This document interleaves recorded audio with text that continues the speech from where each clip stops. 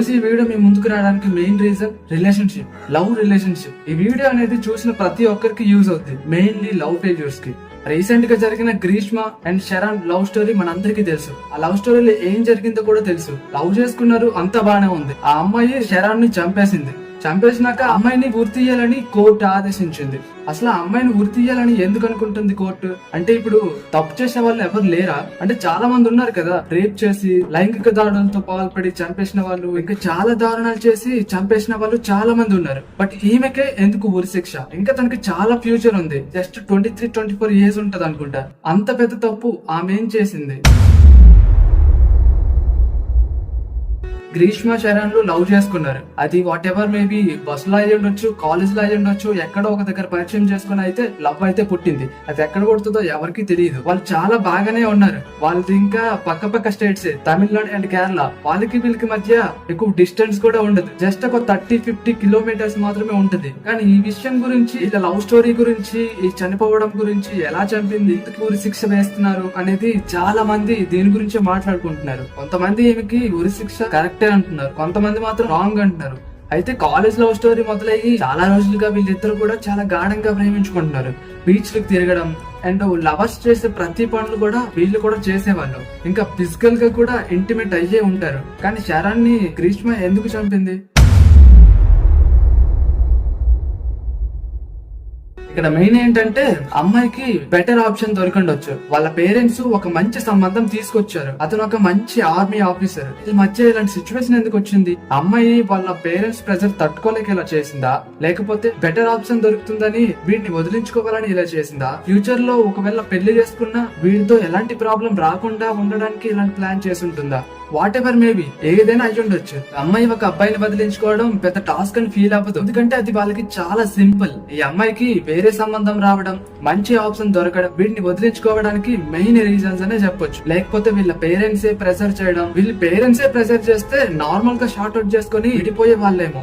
చంపి మరీ చేసిందంటే ఖచ్చితంగా బెటర్ ఆప్షన్ తో హ్యాపీగా ఉండడానికి ఈ పని చేసి ఉంటుంది. ఇక్కడ మెయిన్ థింగ్ ఏంటంటే, ఆ అబ్బాయి ఎవరైతే ఉన్నారో శరణ్ అనే అబ్బాయి, ఈమెకి మళ్ళీ పెళ్లి చేసుకున్న తర్వాత ఫోటోలు అండ్ వీడియోస్ అన్ని కూడా రికార్డ్ చేసి ఉంటారు కదా. హ్యాపీ మూమెంట్స్, సాడ్ మూమెంట్స్, చాలా మెమోరీస్ కలెక్ట్ చేసి ఉంటారు. బట్ అది ఎక్కడ బయట పెడతాడు, లేకపోతే అవి పెట్టి నన్ను బ్లాక్ మెయిల్ చేస్తాడేమో అనుకుని భయపడి ఉండొచ్చు. అందువల్ల వీడిని చంపేయడం బెటర్ అని అనుకుని ఉంటుంది. అందువల్ల గ్రీష్మ అనే అమ్మాయి శరణ్ అనే వ్యక్తిని చంపేసింది. ఇక్కడ గ్రీష్మ అనే అమ్మాయి అతని బాయ్ ఫ్రెండ్ అయిన శరణ్ ని ఎలా చంపిందంటే, ఇంటర్నెట్ లో చాలా సెర్చ్ చేసి ఎలా చంపితే బాగుంటుందని ప్లాన్ చేసి ఉండొచ్చు. దాంట్లో ఫస్ట్ అటెంప్ట్ ఏంటంటే, పారాసిటమాల్ టాబ్లెట్స్ ఎక్కువ మొత్తంలో కలిపి తాగితే మనిషి అనేవాడు చనిపోతాడు. ఫస్ట్ అటెంప్ట్ ఇదే యూజ్ చేసింది. మళ్ళీ ఈ అమ్మాయి కూడా పారాసిటమాల్ ని కల్పించేందుకు ప్లాన్ చేసింది. ఒక రోజు బాటిల్ లో ఫుల్ గా వాటర్ నింపి దాంట్లో ఎక్కువ పారాసిటమాల్ టాబ్లెట్స్ వేసి శరణ్ కి తాగమని ఇచ్చింది. సో అప్పుడు శరణ్ కొంచెం తాగేసరికి, ఇదేంటి వాటర్ ఇంత చండాలంగా ఉంది, ఎలా తాగుతారు అనుకుని పడేశాడు. సో అక్కడ బయట పడిపోయాడు. బట్ ఇక్కడ గ్రీష్మ మాత్రం తాగమని పోస్ట్ చేయలేదు. ఎందుకు చేస్తుంది? పోస్ట్ చేస్తే మళ్ళీ దొరికిపోతుంది కదా. జస్ట్ వాటర్ తాగకపోతే పెద్ద రేస్ చేసి అడగాల్సిన అవసరం ఏముంది, అందుకని వదిలేస్తుంది. సో ఇక్కడ రెండో అటెంప్ట్. రెండవ అటెంప్ట్ లో ఏం జరిగిందంటే, సరదాగా వీళ్ళిద్దరు కూడా ఒక ఛాలెంజ్ పెట్టుకుంటారు. గ్రీష్మయే 2 జ్యూస్ బాటిల్ తెచ్చి ఒక జ్యూస్ బాటిల్ లో చాలా టాబ్లెట్స్ వేసింది. సేమ్ టాబ్లెట్స్, పారాసిట్ టాబ్లెట్స్ మళ్ళీ వేసింది. చాలా టాబ్లెట్స్ వేసి ఇద్దరు కూడా ఛాలెంజ్ పెట్టుకుందామా అని అడిగింది. ఎవరు ఫస్ట్ తాగుతారని కాంపిటీషన్ పెట్టుకుంటారు. ఇక స్టార్ట్ చేయడంతో శరణ్ కూడా 40 or 50 ml తాగేసి, అరే ఇది కూడా ఏంటి ఇంత చండాలంగా ఉందనుకుని అక్కడికి గేమ్ ఎండ్ చేస్తారు. సో ఆ రోజు కూడా ఏం కాలేదు. సెకండ్ అటెంప్ట్ కూడా ఫెయిల్. ఇక మిగిలింది థర్డ్ ఆప్షన్. ఇక లాస్ట్ కి థర్డ్ అటెంప్ట్ లో బాగా ప్లాన్ చేసి శరణ్ ని తన ఇంటికి పిలిచింది. హలో శరణ్, నువ్వు మా ఇంటికి రా, ఎవరు లేరు, మనం బాగా ఎంజాయ్ చేయొచ్చు. చాలా ప్రీ ప్లాన్డ్ గా మోసం చేసి మరీ ఇంటికి తెప్పించుకుంది.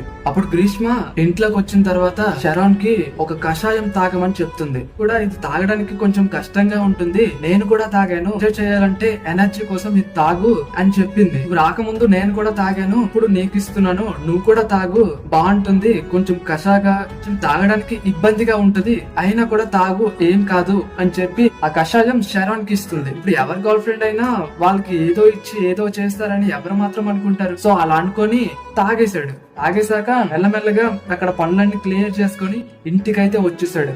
ఇంటికి వచ్చాక గ్రీష్మ తనకి ఒక మెసేజ్ పెట్టింది, సారీ అని ఒక మెసేజ్ పెట్టింది. అప్పుడు శరణ్ ఎందుకు సారీ చెప్తున్నావు, ఏమైంది అని అడిగాడు. అప్పుడు గ్రీష్మ ఏం లేదు, నేను ఇచ్చిన కషాయం కొంచెం పాడయింది, దానివల్ల నీకు ఏదేదోలాగా ఉండొచ్చు, ఆ తర్వాత తగ్గిపోతుందిలే అని చెప్పింది. సో అప్పుడైనా చెప్పాల్సింది కదా, నేను ఇలా నిన్ను చంపడానికి ప్లాన్ చేశాను, నువ్వు చనిపోవచ్చు, వెంటనే హాస్పిటల్ కి వెళ్ళు, ఒకవేళ గిల్ట్ తో ఫీల్ అయి ఉంటే చెప్పేసి ఉండాల్సింది. బట్ అలా ఏం చెప్పలేదు. ఆ కషాయంలో ఏం కలిపిందంటే హెర్బిసైడ్స్. అంటే అది మన పంట పొలాల్లో యూజ్ చేస్తారు కదా స్ప్రే బాటిల్స్ లో, ఆ హెర్బిసైడ్స్ ఏమో ఈ కషాయంలో కలిపేసింది. అది కలపంగానే ఎలా ఉంటుందంటే మెల్లమెల్లగా ప్రతి ఒక్క ఆర్గాన్ని ఒక్కొక్కటిగా డ్యామేజ్ చేసి నరకం చూపించేలా చంపేస్తుంది. శరణ్ కూడా ఓకే తను చెప్పింది కదా అందువల్లే ఇలా అవుతుందేమో అనుకుని లైట్ తీసుకున్నాడు. అక్కడ కొన్ని రోజుల తర్వాత గ్యాప్ తీసుకొని మరీ హాస్పిటల్ కి వెళ్ళడం స్టార్ట్ చేశాడు. హాస్పిటల్లో ఫ్రెండ్స్ రిలేటివ్స్ చాలా మంది అడిగారు, ఏమైందిరా ఇలా జరిగింది ఏంటి అని చెప్తే అప్పటికి కూడా శరణ్ పాజిటివ్ గానే చెప్పాడు, ఏం లేదురా లాస్ట్ టైం తన దగ్గరికి కలవడానికి వెళ్ళాను, ఒక కషాయం ఇచ్చింది, అది తాగాను, అది కొంచెం కోవడం లేకపోతే ఏదో పాడైందంట, అందువల్లే అప్పటి నుంచి ఇలా అవుతుంది అంతే అని చెప్పాడు. బట్ అది అలా ఫైనల్ స్టేజ్ కి వచ్చేసరికి ఆర్గన్స్ అన్ని చెడిపోయి ఫైనల్ గా చనిపోయాడు. ఫైనల్ గా ఎంక్వైరీ చేసినప్పుడు పోలీసులకి అండ్ కోర్టు ఇదంతా జరిగినాక కోర్టు తినికి క్యాపిటల్ పనిష్మెంట్ గా డెత్ సెంటెన్స్ ఇచ్చేసింది. అంటే ఊరి తీయమని చెప్పేసింది. దీన్ని తప్పించుకోవడానికి ట్రై చేసింది. ఎలా అంటే తను మంచివాడు కాదు, అప్పుడప్పుడు టార్చర్ చేసేవాడు, టాక్సిక్ మైండ్ సెట్ వాడిది, సైకోలా బిహేవ్ చేసేవాడు, కొట్టేవాడు కూడా, ఇలా చాలా విధాలుగా ప్రయత్నించి తప్పించుకోవాలని అయితే ప్రయత్నించింది. బట్ వీళ్ళ లవ్ స్టోరీ నుంచి ఇప్పటిదాకా జరిగే జర్నీలో చాట్స్ అండ్ మెసేజెస్ కాల్స్ ఇవన్నీ చెక్ చేసి చూసిన తర్వాత కోర్టు తినికి ఉరి తీయడమే కరెక్ట్ అని చెప్పింది. ఫస్ట్ అటెంప్ట్ ఫెయిల్ అవ్వగానే వదిలేకుండా రెండో అటెంప్ట్ కూడా ట్రై చేసింది. అది కూడా ఫెయిల్ అవ్వడంతో మూడో అటెంప్ట్ కూడా ట్రై చేసి ఫైనల్ గా చంపేసింది. ఇలాంటి అమ్మాయి బయట ఉంటే మంచిది కాదు, ఇలాంటి అమ్మాయిలు బయట తిరగకూడదు, బయట ఉండకూడదు, భూమి మీద అసలు బ్రతకూడదని కోర్టు అయితే జడ్జిమెంట్ ఇచ్చి ఉరి తీయండి అని చెప్పింది. ఫైనల్ గా లవ్ స్టోరీలు, బ్రేకప్లు, ఇలా మోసం చేయడాలు ఎక్కడ జరగట్లేదా అంటే జరుగుతున్నాయి. అమ్మాయిలు మొదట్లో లవ్ చేసినప్పుడు చాలా చెప్తూ ఉంటారు, ప్రామిస్లు వేస్తుంటారు, మా పేరెంట్స్ నేనే ఒప్పిస్తా అంటారు, లైఫ్ లో నీకు ఏ సమస్య వచ్చినా కూడా నేను నిలబడతా అంటారు. అది లవ్ చేసినప్పుడు మాత్రమే. అంటే చదువుకునేటప్పుడు కాలేజీలో అంటే లవ్ చేసుకున్నప్పుడు మాత్రం ఇలాంటి ప్రామిస్లు 100,000 ఎన్నైనా చేస్తారు వీళ్ళు. కానీ ఫైనల్ స్టేజ్ కి వచ్చేసరికి బెటర్ ఆప్షన్ దొరికినప్పుడు గానీ లేకపోతే పేరెంట్స్ ప్రెజర్ వల్ల గానీ వదిలేయడం స్టార్ట్ చేస్తారు. ఒకవేళ కొత్త పరిచయాలు గానీ వీటికంటే బెటర్ ఆప్షన్ ఏమైనా అనిపించినా గానీ వీళ్ళు వదిలేయడానికి ట్రై చేస్తారు. అక్కడే ప్రాబ్లం. అప్పటికి వదిలించుకోవడానికి ఎన్ని ప్రయత్నాలు చేస్తారు తెలుసా? నీతో నాకు కాదు, భరించలేను నిన్ను, నువ్వు టార్చర్, నువ్వు టాక్సిక్, ఇంకా ఏంటంటే నువ్వు అసలు నీ దగ్గర ఒక రూపాయి కూడా ఉండదు, నేను ఒక ఫెయిల్యూర్ లా చూసి లాస్ట్ కి నేను నీతో బ్రతకలేను, నువ్వు లేకపోతే నాకు చాలా హ్యాపీగా ఉంటది అని చాలా విధాలుగా ట్రై చేస్తూ ఉంటారు. నువ్వు మన ప్రేమ గురించి ఏం చేస్తున్నావు, నీ దగ్గర డబ్బు కూడా ఉండదు, మనం ఎలా బ్రతకగలుగుతాం, నీతో అసలు లైఫ్ బాగుండదు అని అనిపిస్తుంది అని ఏవేవో అంటారు. ఇదంతా కూడా చాలా రొటీన్ ప్రాబ్లం, అందరికి జరుగుతున్న విషయమే. మోస్ట్లీ అమ్మాయిలకే చెప్తున్నా, ఇది అమ్మాయిల కోసమే. అంటే అబ్బాయిలు చేయట్లేదా మోసమా అంటే చేస్తున్నారు. మోస్ట్ పర్సెంటేజ్ లో చూసుకుంటే చాలా ఎక్కువ అమ్మాయిలే వదిలేస్తున్నారు. ఎందుకంటే సేమ్ ఏజ్ లో ఉంటారు, ఎక్కువ ప్రెషర్ ఫస్ట్ అమ్మాయిలకే వస్తుంది. సో అలాంటప్పుడు అమ్మాయిలే బదిలించుకోవడానికి ట్రై చేస్తారు. నువ్వే నా ప్రాణం, నువ్వే నా సర్వస్వం అన్ని అంటారు. ఫైనల్ గా పేరెంట్స్ విషయానికి వచ్చినప్పటికి పేరెంట్స్ చాలా బ్లాక్ మెయిల్ చేస్తుంటారు. నువ్వు అతన్ని చేసుకుంటే మేము చనిపోతాం, ఇలా చాలా బ్లాక్ మెయిల్ చేస్తుంటారు. లోకమేమనుకుంటుందా అని వేరేటోని పెళ్లి చేసుకుంటారు. ఫస్ట్ అమ్మాయిలు అబ్బాయిలనే ఇవే నా లోకం అని చెప్పి ఆ లోకం కోసం ఇప్పుడు వేరే వాడిని పెళ్లి చేసుకుంటారు. ఇక అక్కడ మొదలవుద్ది. అబ్బాయి చాలా డిప్రెషన్ లోకి వెళ్ళిపోతాడు. అబ్బాయి ఒక అమ్మాయి కోసం ఎంత చేస్తాడో తెలుసా? లవ్ చేసినప్పటి నుంచి మ్యారేజ్ వరకు తీసుకురావడానికి చాలా స్ట్రగుల్ ఫేస్ చేస్తాడు. మ్యారేజ్ అయిపోయినాక కూడా ఎలా రిలేషన్షిప్ ని కాపాడుకోవాలి, ఎలా ముందుకు తీసుకెళ్లాలి, ఇంకా బెటర్ గా ఎలా చేయాలి అనుకుని చాలా థాట్స్ మైండ్ లో ఉంటాయి. ఒక అబ్బాయిగా అమ్మాయిని ఎలా చూసుకోవాలో చాలా డ్రీమ్స్ ఉంటాయి. పిల్లలు పుట్టాక వాళ్ళతో ఎలా గడపాలి, అలా చేయాలి, ఇలా చేయాలి, ఎన్నో డ్రీమ్స్ పెట్టుకుంటాడు. ఒక అబ్బాయి అన్ని పెట్టుకున్నాక ఒక్కసారి నిన్ను వదిలేస్తున్నాను అని చెప్తే వాళ్ళు మెంటల్ గా ఫిజికల్ గా ఏమైపోవాలి? లాస్ట్ కి ఈ అమ్మాయిలు వాళ్ళు లవ్ చేసినప్పటి నుంచి ఇప్పటి వరకు కూడా చేసే మంచినంతా వదిలేసి ఏవైతే చిన్న చిన్న తప్పులు ఉంటాయో అవే దృష్టిలో పెట్టుకొని అవే మెయిన్ హెడ్డింగ్ లో పెట్టుకొని వాటిని చూపించి వదిలేయడానికి ప్రయత్నిస్తారు. ఇక్కడ నేను ఓన్లీ అమ్మాయిలే అనట్లేదు, అబ్బాయిలు కూడా మోసం చేసే వాళ్ళు ఉన్నారు. కాకపోతే ఇది అమ్మాయిలకే, ఎందుకంటే అమ్మాయిలకి ముందు నుంచి కూడా తెలుసు పేరెంట్స్ ఒప్పుకోరు, పేరెంట్స్ దీన్ని యాక్సెప్ట్ చెయ్యరు, పేరెంట్స్ తో ఫైట్ చేసి రిలేషన్షిప్ ని ముందుకు తీసుకెళ్లే కెపాసిటీ గానీ ఏమి గానీ ఉండవని వీళ్ళకి తెలుసు. ఇంట్లో కూడా ఒప్పించలేరు. ఇవన్నీ కూడా అమ్మాయిలకి ఆల్రెడీ తెలుసు. బట్ అయినా సరే ఎందుకు లవ్ చేస్తారు? అప్పటికి ఇవన్నీ ఫేస్ చేసి నేను వస్తా, మోసం చేయను, పేరెంట్స్ నొప్పిస్తాను, నిన్ను అలా చూసుకుంటాను, ఇలా చూసుకుంటాను అని చాలా నమ్మకాన్ని ఇస్తారు అబ్బాయిలకి. ఎలా నమ్మిస్తారంటే అసలు తను లేకపోతే నా జీవితం ఎక్కడితో ఇది ఎండ్ అని అంతలా నమ్మిస్తారు. బట్ ఫైనల్ స్టేజ్ కి వచ్చేసరికి వదిలేస్తారు. ఒక్కసారి మీ అమ్మాయిలు ఆలోచించండి, నిన్ను లవ్ చేసే ఒక అబ్బాయి కంటే ఒక అందమైన అమ్మాయిని బాగుందని తనతో కలిసి, తనతో తిరిగి, తనతో టైం స్పెండ్ చేసి, తనతో చాలా చేసి లాస్ట్ కి ఫైనల్ గా నీకు తెలిసిపోతే నీ సిచ్యువేషన్ ఎలా ఉంటుంది? ఒక్కసారి ఇమాజిన్ చేసుకో, నీ గుండె పగిలిపోదు? మరి అలాంటిది అబ్బాయిల విషయంలో కూడా అంతే కదా. ఆ ఫీల్ ఎలా ఉంటదంటే నరకం కన్నా దారుణంగా ఉంటది. మీ అమ్మాయిలంటే స్టడీ చేసినప్పుడు చిన్న ఏజ్ లో ఉంటారో ఎలా ఉంటారో తెలీదు, అది పెరిగే కొద్దీ మీకు మెచ్యూరిటీ వచ్చేస్తుందో లేకపోతే ఆ మెచ్యూరిటీ లెవెల్స్ లో బాగా ఆలోచించి బెటర్ ఆప్షన్ ని చూస్ చేసుకోవాలని అనుకుంటారో మైండ్ సెట్ ఎలా ఉంటుందో అస్సలు గెస్ట్ చేయలేం. అలాంటిది ఒక అబ్బాయి నిన్ను నమ్మి అంత దాకా వచ్చాడంటే నువ్వు దాన్ని ఇంకెంత ముందుకు తీసుకెళ్ళాలి?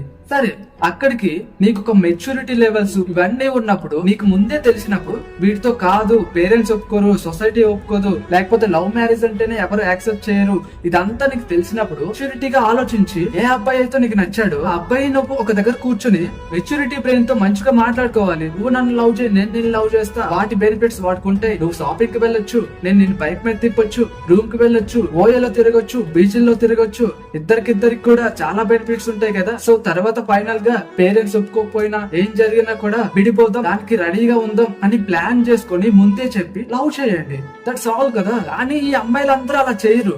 ఇలా చేస్తే వాళ్ళ క్యారెక్టర్ బ్యాడ్ అవుతుంది కదా. సో అందుకోసం ఇలా ఏం చేయకుండా లాస్ట్ వరకు కూడా బాగా ముంచేసినంత వరకు కూడా బాగా నమ్మించేస్తారు. బాగా నమ్మించేసి బాగా ఏడ్ చేసి ఫైనల్ గా ఒక స్టేట్మెంట్ కి వచ్చేస్తారు. ఇలా మా పేరెంట్స్ ఒక అబ్బాయిని చూసారు, వాడిని పెళ్లి చేసుకోకపోతే మేము చనిపోతాము, లేకపోతే నువ్వు మా ఇంటికి రాకు, లోకం ఏమనుకుంటుందా, ఇవన్నీ వాడికి చెప్పి ఏదో చేసి వదిలించుకోవడం స్టార్ట్ చేస్తారు. ఒకవేళ నువ్వు సిన్సియర్ గా లవ్ చేసావు, అబ్బాయి కూడా నేను సిన్సియర్ గా లవ్ చేశాడు, బట్ విడిపోవడానికి ఇష్టం లేదు, కాకపోతే పేరెంట్స్ చూసే వాళ్ళని పెళ్లి చేసుకుని వెళ్ళిపోతారు. అక్కడ గిల్ట్ నరకం ఎలా ఉంటుందో తెలుసా? ఒకరిని నేను మోసం చేశాను, నన్ను మోసం చేసింది, లేకపోతే నేను వాళ్ళని మోసం చేశాను, అలా గిల్ట్ ఫీల్ అయ్యి నరకం అనుభవించే కంటే ఏదైతే దాబని ఇంటే ఉంటాం లేకపోతే విడిపోతాం అని ముందే అనుకుని లవ్ చేస్తే చాలా బెటర్. ఇక్కడ అబ్బాయిలు ఒక అమ్మాయి నిన్ను వదిలేస్తుంది అని తెలిసినప్పుడు చాలా కంగారు పడిపోతాం. ఎలా అంటే ప్రపోజ్ చేసినప్పుడు వాళ్ళు యాక్సెప్ట్ చేస్తే చాలు అదొక వరంలా ఫీల్ అయిపోతుంటారు, కానీ అది బ్రేకప్ అయ్యాక అదొక పెద్ద శాపంలా ఫీల్ అవుతుంటారు. అంత అవసరం లేదు. జస్ట్ వాళ్ళని మైండ్ లో నుంచి, హార్ట్ లో నుంచి, ఫోన్ లో నుంచి, ప్రతి దాంట్లో కూడా డిలీట్ చేయండి. డిలీట్ చేస్తే సరిపోతుంది. ఏంటి బ్రో అంత ఈజీగా చెప్తున్నావు, అది అంత ఈజీ ఏం కాదు అని అంటారా? ఒక్కసారి ఇమాజిన్ చేయండి, పాసిబుల్ ఎందుకు కాదు మీకు తెలుస్తుంది. నేను లవ్ చేయడానికి ఆ అమ్మాయి ఒక్కరే పుట్టలేదు, మీ పేరెంట్స్, నీ ఫ్రెండ్స్, నీ రిలేటివ్స్ ఇలా చాలా మంది కూడా నీ కోసం పుట్టారు. నువ్వు వాళ్ళ కోసం కూడా ఆలోచించు, వాళ్ళతో హ్యాపీగా ఉండడానికి ట్రై చేయి.